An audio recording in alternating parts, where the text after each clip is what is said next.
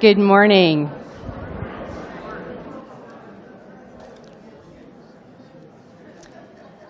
Good morning, everyone. And welcome. Welcome to this time in which we are gathered with one another. Welcome to those of you gathered here in this room and those of you joining us online. We each take a place with each other to be spiritual community in this time in which we're gathered. No matter who we are or where we've been, we are single and partnered and in between. We're old and young and in between. We are those whose skin is yellow or red or black or brown or white or shades between. Some of us are on the top of the world. Others of us are hitting bottom. Some of us have spirits that are soaring, and others of us have hearts that are heavy. Wherever we are, wherever we're coming from, whatever we're holding, whatever we're celebrating, we are here together in this place, all of us welcome and having a place and taking our place. We are here as those who are members of Treaty 6. In the confluence of legacies, we gather in this land, this storied and ancestral land of Cree and Métis people, and this land that has come to be home to so many of us.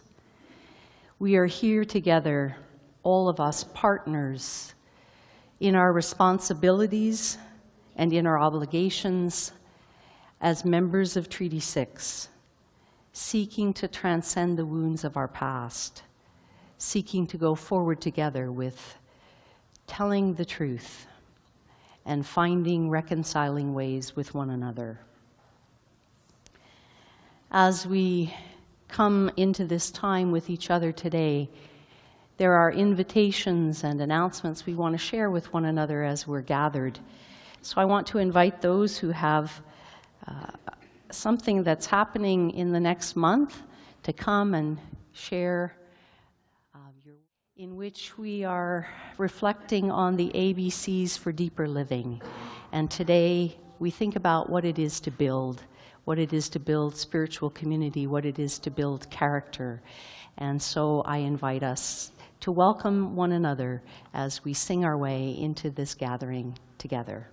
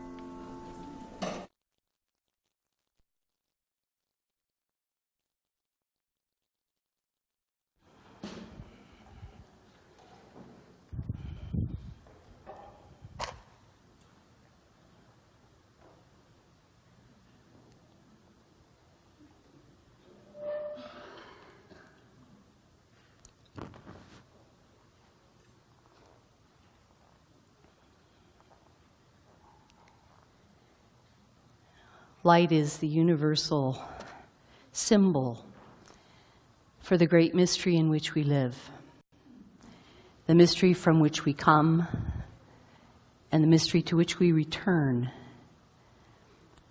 Sometimes light brings warmth and clarity. Sometimes it brings things into focus, sometimes things we'd rather not see.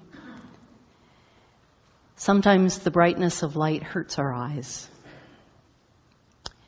We gather in the midst of all that's illuminated for us today. All the joy and pain of living, all the beauty and trouble of this world, strength of hope. And we come here with each other seeking the warmth of love and the strength of hope, that we might live in the light of this new day, energized with one another to build a better world.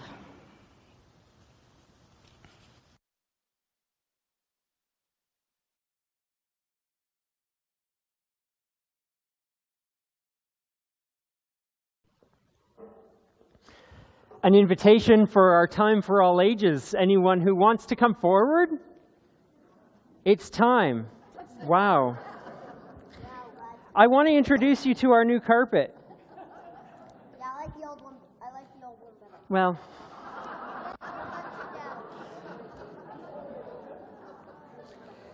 you know, that's the way it goes. Sometimes we like the changes and sometimes we don't. Well, it's bigger, that's the point. And we were running out of room on the carpet, so this one's bigger.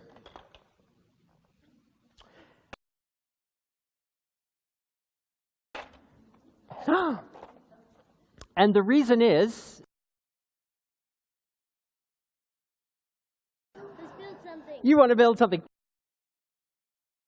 We are going to build something, but I want first to talk to you about building with building blocks. Building with building blocks takes a lifetime of practice. No, it doesn't. Oh, Little kids. little kids can do it. You're right. You're absolutely right. You can do it. Excellent. Okay, now hold on. It's Titan. See? Exactly. Okay, now here, let me demonstrate. Who said it was hard? Nobody said it was hard. I'm just saying you have to practice. Okay, back up one moment, please. I want to tell you, now this is something you already know. I know that you know this. If I'm going to build something, and I want it to be strong, solid. You have to build on top of each other and make it so it locks in. Exactly. But if I didn't know that, I might start with a piece like this. And then I would build. And if I built on top of a piece like this, well, it's standing up, but it's not very strong. As soon as I get taller, and on here, it's going to fall right over. I wouldn't want to build on a piece like this. Would I want to build on like a round piece like this? No, never. Okay. Well, unless you had two of them. See, you're very smart about this. Now, what if I decided that I'm going to build, forget about the blocks for a minute, see this new carpet? Yeah? Thank you. I'll show you. Okay, good. Locked in, hard. This is going really well, everyone. Put one here. Okay, so grab some blocks. I want to show you what I'm going to do.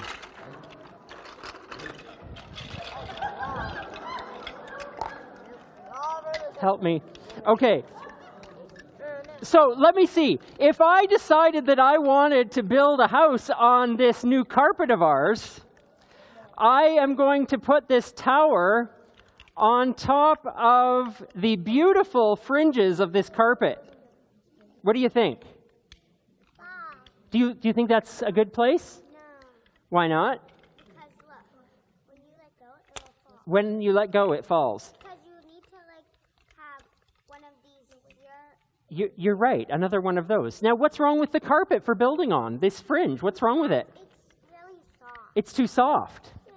If I were building a house out of real bricks, do you think I should build it on quicksand? I don't even know if quicksand is real, but it sounds good. No, it is real. It is real, okay. Oh, you made a very good tower. So now, there's some cooperation happening up here, which is excellent. Here's some more pieces. Good, excellent, good. Okay, so I want to show you who built this one. Oh, you built this one. Freya, this is amazing, because look what you did. You took 2 round pieces, you put them at the bottom, and you built a tower on top, and it's very strong. Look at that, standing up all by itself. And look what's happening here. Can I stop you just now? Oh, it stands up like that? Oh my goodness. Just like that. See, you don't need a lifetime. You're expert. So here's a very strong wall, tower, because it's interlocked. It's really nice, and it even stands on its side. It's a flying wall. It's a flying wall. No. Now, the point of all of this, children, I can't remember. Very good. Very good. Look at this one. Oh, it's a beautiful tower that's strong and sturdy. The point of all of this, my friends, is it depends what we build on. We have to build on something very strong, something sturdy, like a big piece like this. Very good. You picked the biggest piece for the bottom, because what we build on matters. It has to be strong, not like sand, not like carpets. It has to be strong, and it has to last. So something solid and something strong is really how we build. And you are all amazing at this.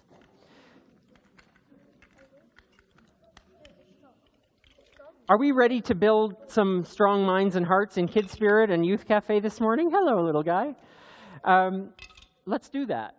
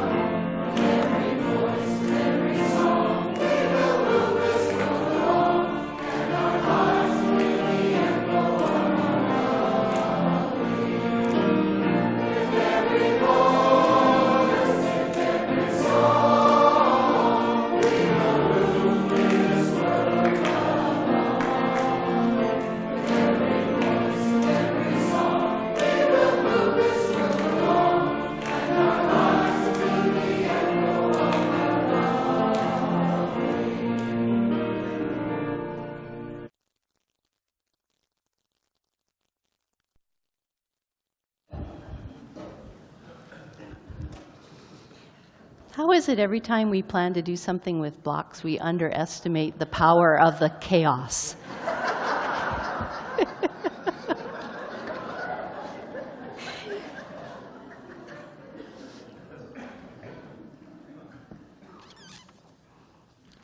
And isn't that how we all got here? Chaos.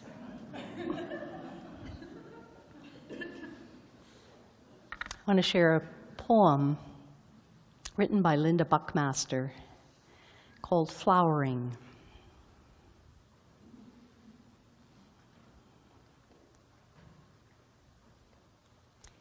Pick a crevice,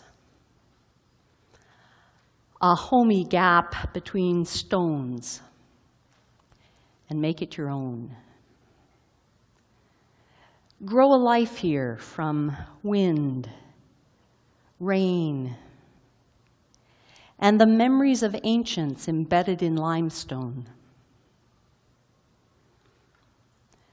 The bees will use you for their sweet honey. The rock will soften under your touch.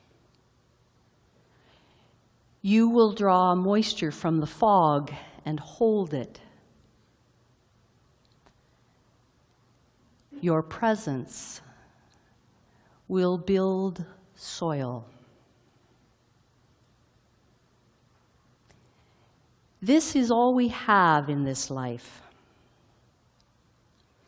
all we own. A flowering, an opening, a gap between stones for tiny, tender roots. In the words of this poet,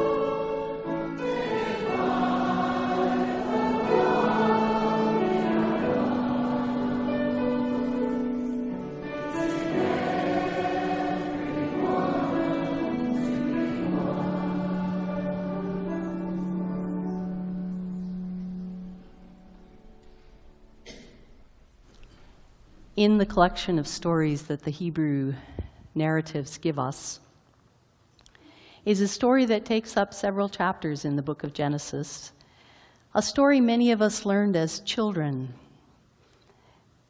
And it's a story about a man named Noah and an ark that he was directed to build by his God. And part of the story goes like this. Noah was an upright and righteous person who walked in right relationship with his God, and he had 3 sons, terrible names: Shem, Ham, like you put in the oven, and Japheth.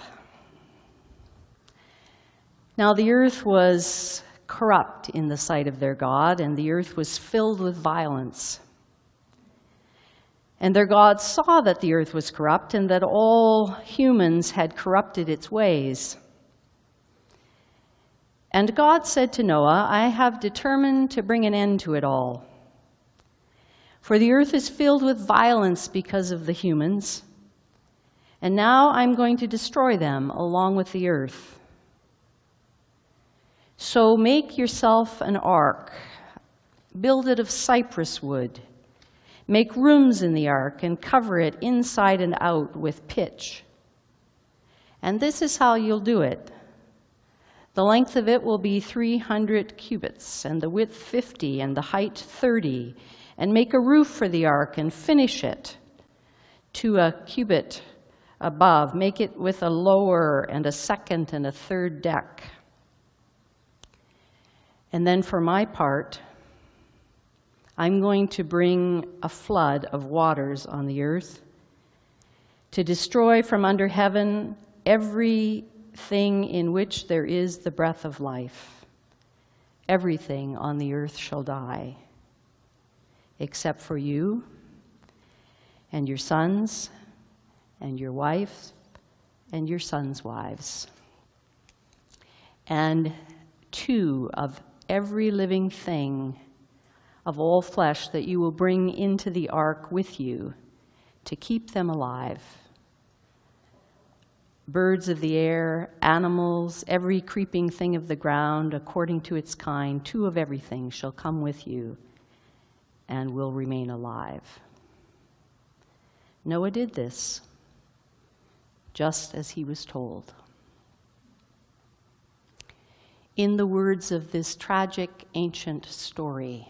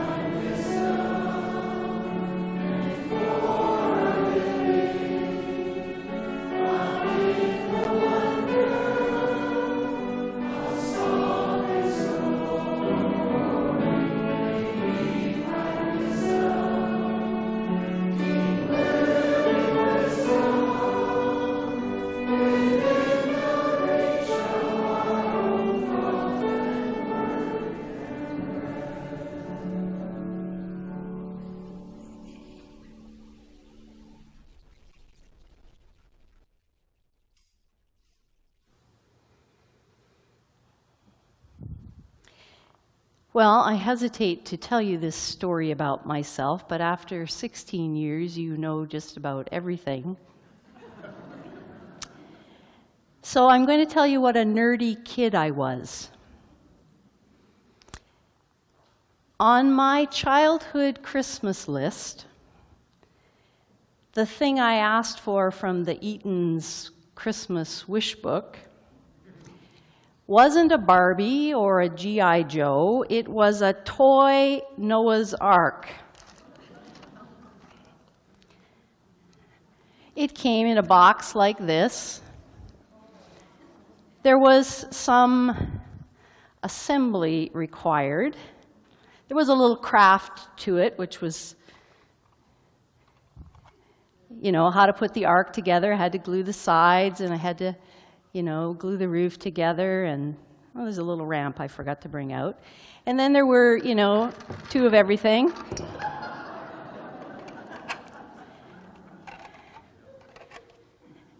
And then there were the people. There were the trees. I forgot to bring them out to show you. And then there was the dry land. I did play with it in the office earlier this week, so you can see if you can see a few pictures with the whole darn thing.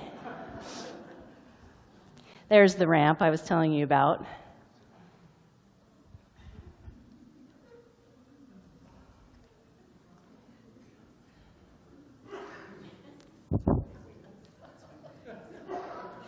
Those are monkeys in the trees. Mm-hmm. Swinging monkeys, you had to install those too. That was the play part of it. I really don't remember how I played with it, except I'm pretty sure I never tried to float it in the bathtub. And I'm also pretty sure I never tried to drench it with rain. And I do remember that somehow this story has been in my memory bank for as long as I have memory.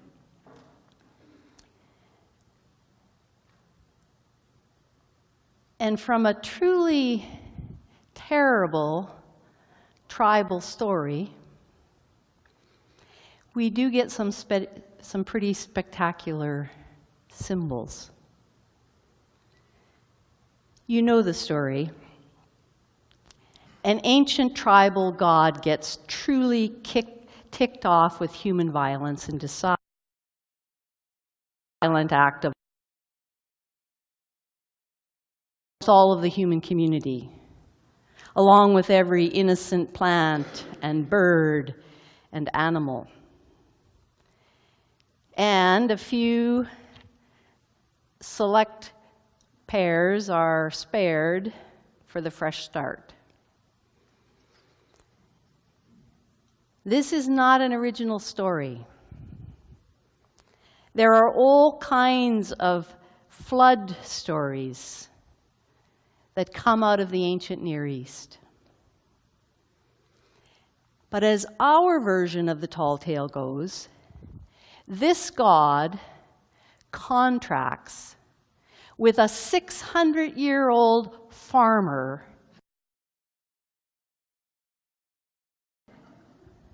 this landlocked guy who has never seen an ocean in his life. He had to have been cute because he sure wasn't qualified.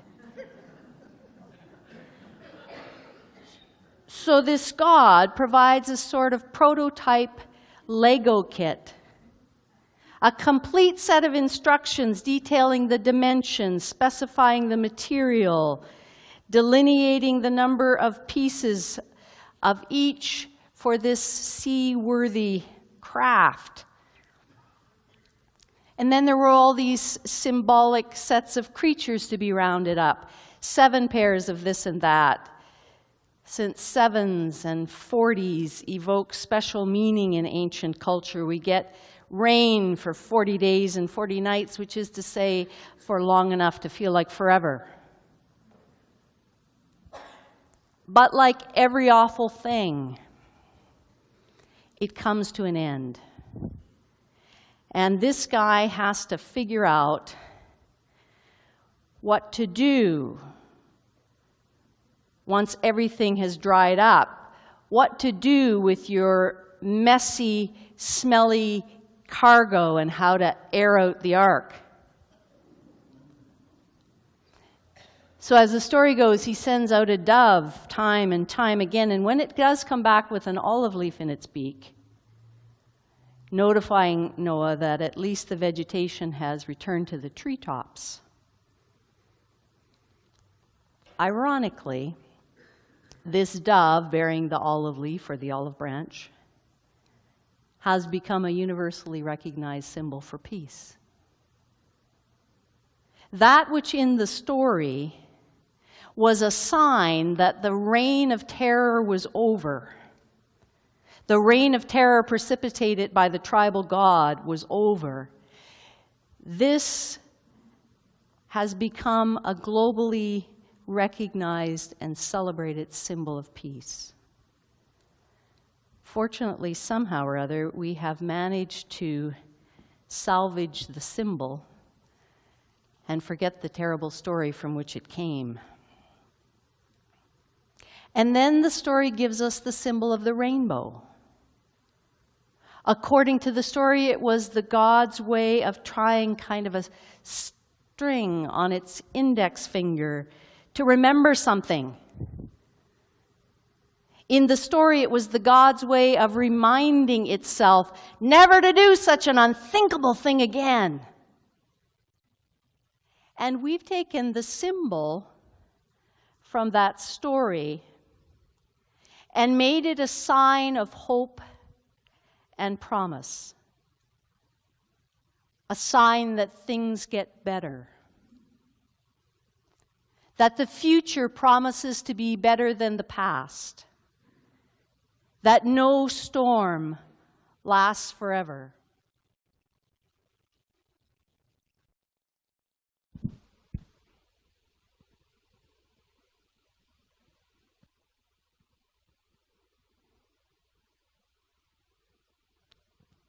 And the rainbow, the story suggests that this thing of beauty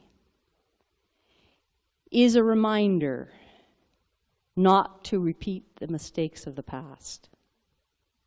It was a way for the power figure in the story to remind itself never to commit again such violence, never to precipitate such hostility, never to be such a bully, never to perpetrate such cruelty. It was a resolve on the part of the one with all the power to start over and act differently. The rainbow was a symbol of having gotten it wrong and a resolve to make it right. And the rainbow has been claimed as a symbol for peace flags and a symbol for the international cooperative movement. And in 1978, it was adopted as a symbol of pride for the LGBTQ2S+ community.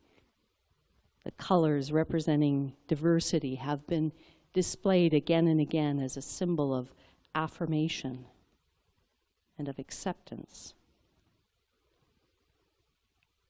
So in taking that dove with its olive leaf and the rainbow from this story, we have rehabilitated and reinterpreted these symbols from a terrible tribal text. Proof that good symbols can be found even in bad stories and vest it with new meaning. And while we're at it, there's another great symbol in this story to recover and rehabilitate. For me, if I was going to choose a symbol to represent what it means to be safe and caring community, I would vote for the Ark. Maybe it's just the landlocked maritimer in me, but I want to be part of a spiritual community that seeks to build something that floats in a world that can feel like it's drowning. I want to be part of a spiritual community that offers healing for those who are drowning in a sea of despair, or a sea of fear, or a sea of prejudice. I want to be part of a spiritual community that builds something that defies gravity, that holds us up when there is so much around us that would pull us under. Something that floats against all odds.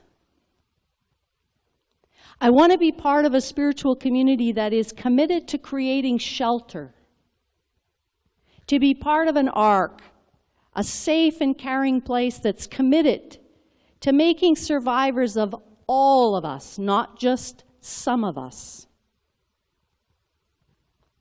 I want to be part of a spiritual community that offers buoyance,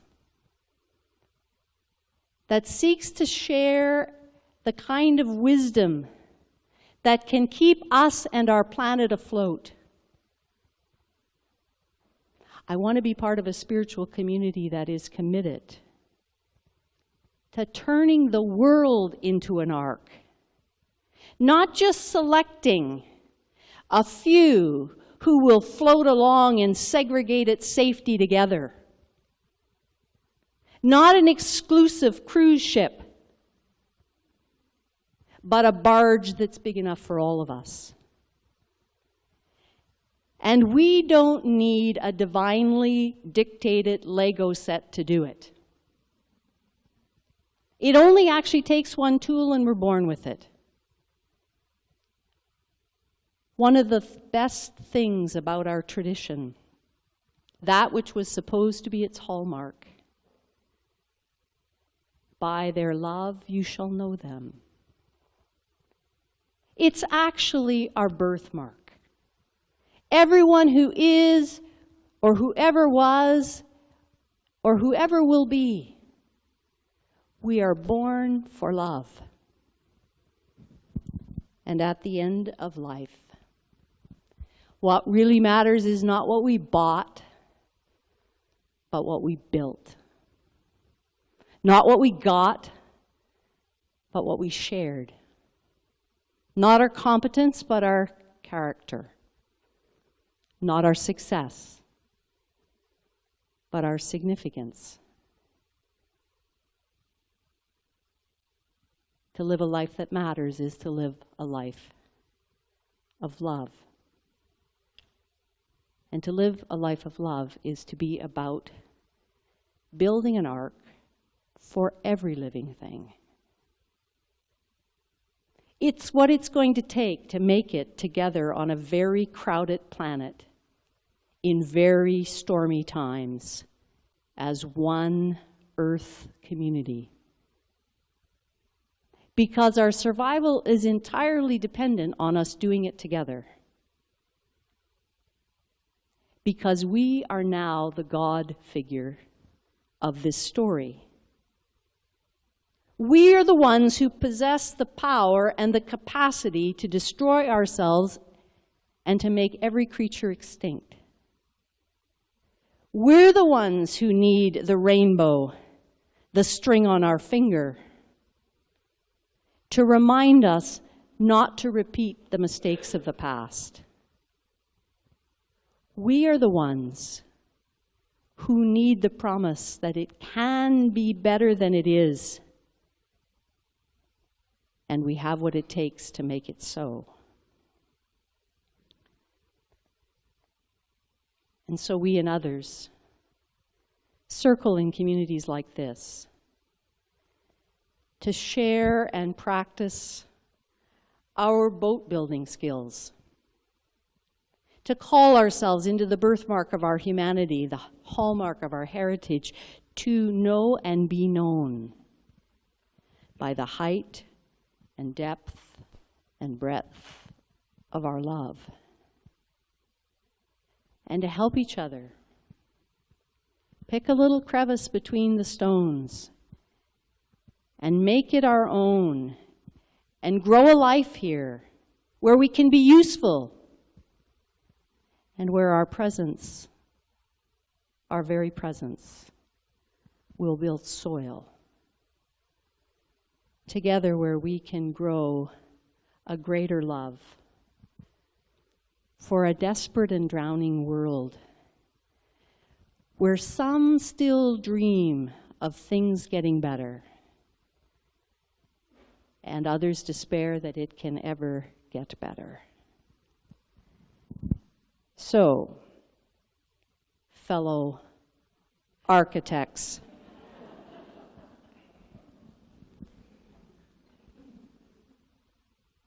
this is a time to think about how we're building, how we're doing, who's treading water, and where, in what places in our lives, in what relationships, in what ways we are building an ark, a safe and caring community, not for the selected ones, but for everyone.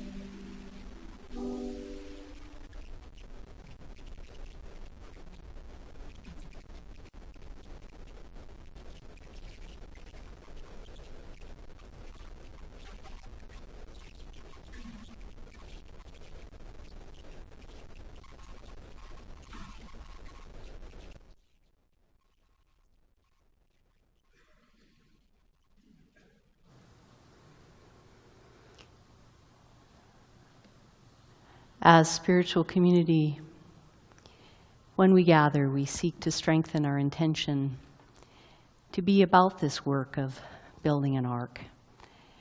And so I invite us to offer our prayer, sharing these intentions with one another. We pause in gratitude for the moments of discovery, the honesty of deep connection, the release of tears, the easing of fears, and the renewing of wonder. We pause to honor our moments of disorientation, when we're lost in our grief, in a search for something we can't quite name, captive to our worries, lost from ourselves and each other. As we open to the joy and pain of living, may we build safe and sheltering relationships. May it be so.